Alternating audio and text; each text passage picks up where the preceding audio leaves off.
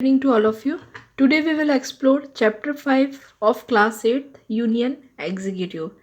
इस चैप्टर के लिए हमारे चैनल पे हमें रिक्वेस्ट की थी श्वेता ने, तो उनकी रिक्वेस्ट पे हम ये चैप्टर एक्सप्लेन करें. Let's start it.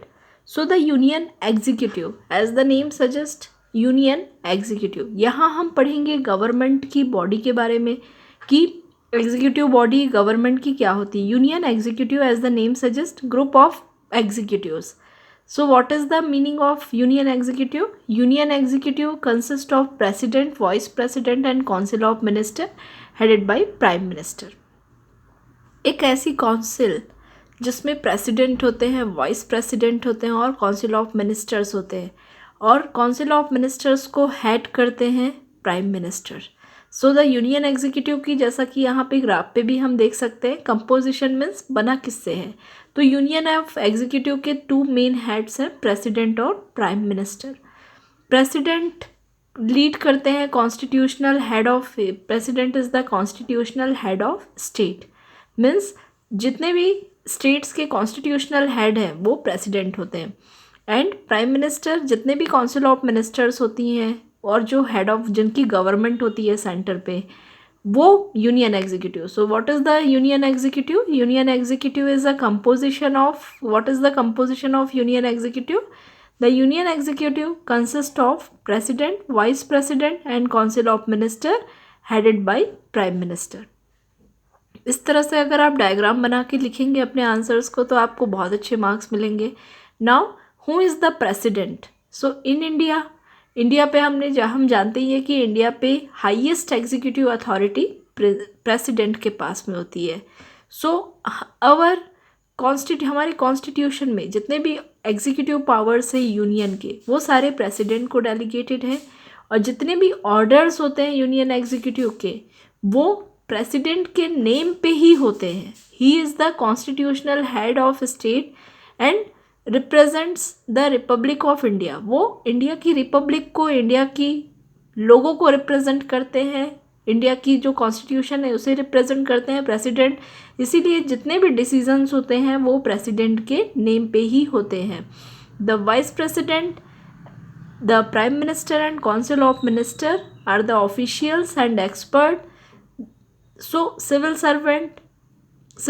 Services assist वो होते हैं जो आईएएस, जो गवर्नमेंट ऑफिसर्स होते हैं, आईएएस, आईपीएस, या जितने भी डिफेंस के ऑफिसर्स होते हैं, जो सिविल ऑफिसर्स होते हैं, वो इसमें आते हैं. साथ ही साथ council of ministers, prime ministers, vice president, ये प्रेसिडेंट को एडवाइस कर सकते हैं. So we have seen president का हमने देखा कि हाईएस्ट एग्जीक्यूटिव अथॉरिटी प्रेसिडेंट के पास होती है. साथ ही साथ प्रेसिडेंट ही कॉन्स्टिट्यूशनल हेड होते हैं स्टेट की, और रिप्रेजेंट ऑफ पब्लिक, इंडिया की रिपब्लिक को रिप्रेजेंट करते हैं प्रेसिडेंट. अब हमने यहाँ देखा कि उनकी एडवाइजरी कमेटी के मेंबर्स होते हैं vice president, prime minister, council of minister और civil services experts. Qualification, who can be, qualifications means कौन है जो प्रेसिडेंट बन सकते हैं. So there are some criteria for the qualification.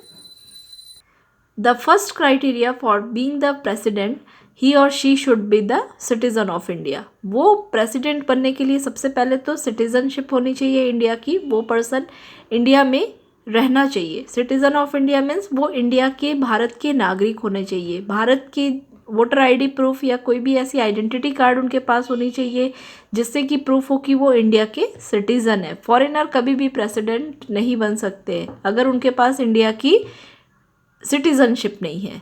He and should not be less than 35 years. Minimum 35 year age होना ही चाहिए प्रेसिडेंट बनने के लिए. ही और she should be qualified for becoming member of Lok Sabha. Member of Lok Sabha हमने पहले ही देखा था कि मेंबर ऑफ लोकसभा बनने के लिए जो क्वालिफिकेशंस चाहिए वो क्वालिफिकेशंस प्रेसिडेंट के पास होनी चाहिए. The person should not be had any office of profit under the government के किसी भी ऐसी पोजीशन पे, किसी भी ड्यूटी पे वो काम नहीं कर रहे होंगे. अगर वो आईएएस है तो उनको अपनी जॉब से रिज़ाइन करके ही प्रेसिडेंट बन सकते हैं वो, जिससे किसी भी गवर्नमेंट की किसी भी पोजीशन पे वो रहते हुए प्रेसिडेंट नहीं बन सकते. यहाँ लिस्ट दी हुई है, देखिए. So the most important point of here is who is the first president? First president is Dr. Rajendra Prasad. 1950 से 1962 तक वो रहे थे. Now इलेक्शन प्रोसीजर, कैसे प्रेसिडेंट के इलेक्शन प्रोसीजर्स होते हैं.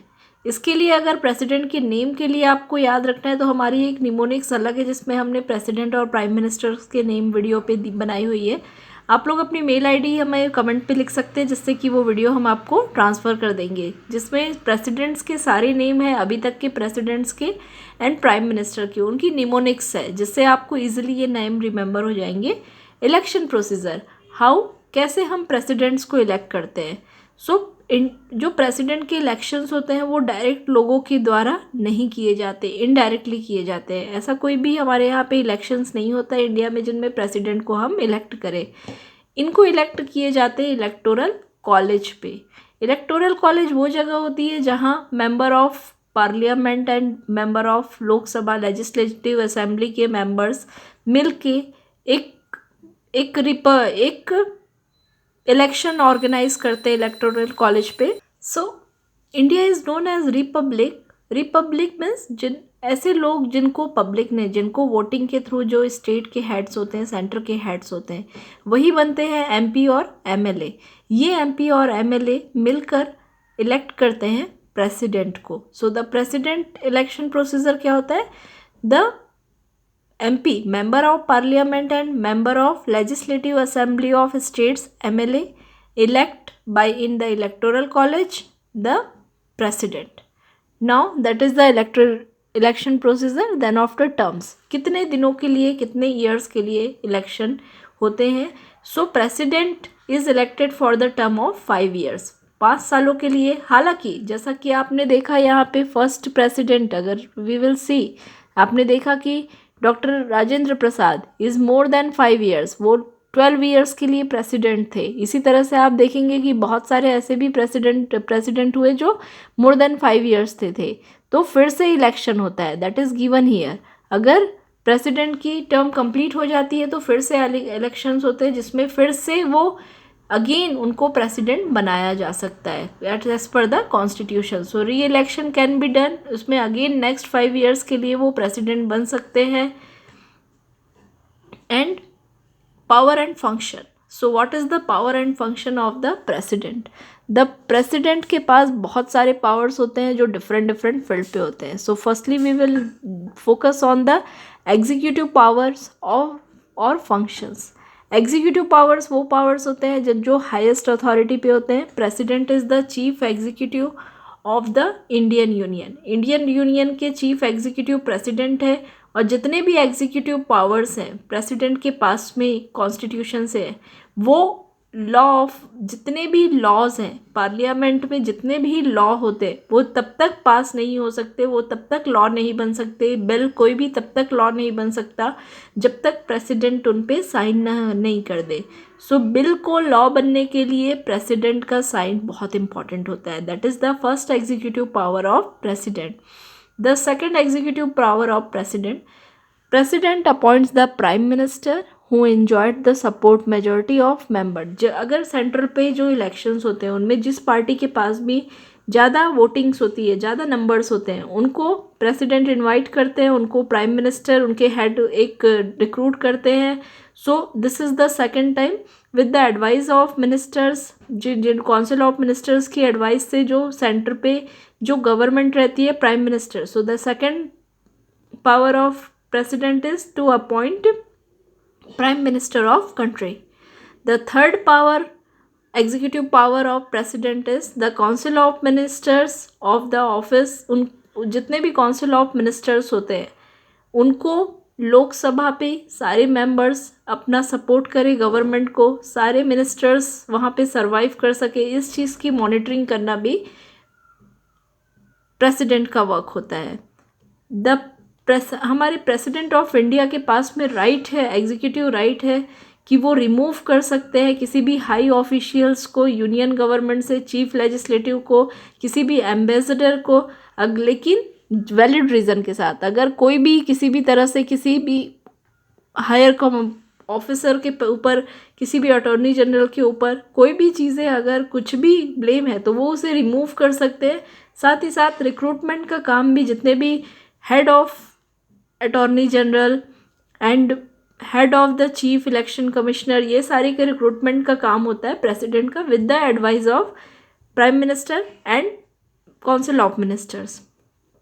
The president is the supreme commander of defence. So defence force के हेड होते हैं प्रेसिडेंट। वो कभी भी वॉर की डिक्लेरेशन कर सकते हैं अगर उनको लगता है कि कंट्री पे अभी थ्रेट आने वाली है, या पीस की। सो किसी भी कंट्री के साथ में वार की डिक्लेरेशन करना और किसी भी कंट्री के साथ में पीस की डिक्लेरेशन करना, ये अथॉरिटी होती है प्रेसिडेंट के पास में। The administration of union territory is directly under the, जितने भी यूनियन स्टेट्स होते हैं, यूनियन टेरिटरीज होती हैं, वो यूनियन टेरिटरीज की पूरी सुपरविज़न, पूरा कंट्रोल, पूरा एडमिनिस्ट्रेशन का कंट्रोल प्रेसिडेंट के पास होता है। As we all of know that India has 8 union territories. India में 8 यूनियन टेरिटरीज हैं। उन सारे यूनियन टेरिटरीज का कंट्रोल डायरेक्ट प्रेसिडेंट के अंडर होता है। So this is the executive power of president. Second one is judicial power और functions. Judiciary term पे क्या पावर होता है?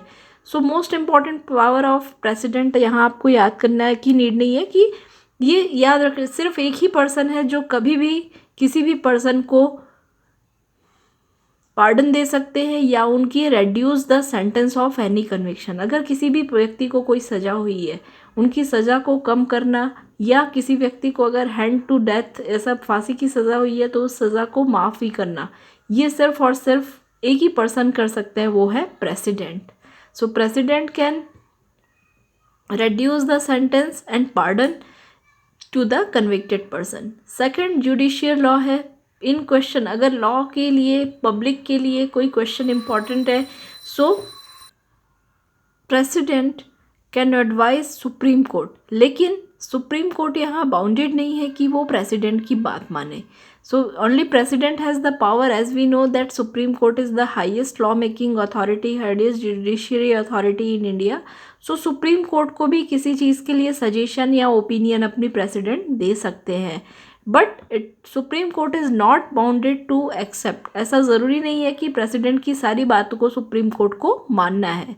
So we have seen 2 powers, executive powers and judiciary power. Third one is legislative power and function. Law के लिए कौन से power है? So the president summons the prorogues the sessions both of house of parliament. जो house of parliament के जितने भी summons होते हैं, जो सेशंस होते हैं, उसे कॉल करना प्रेसिडेंट का वर्क होता है। ही और she inaugurates the parliament by addressing the general election and beginning of first session every year.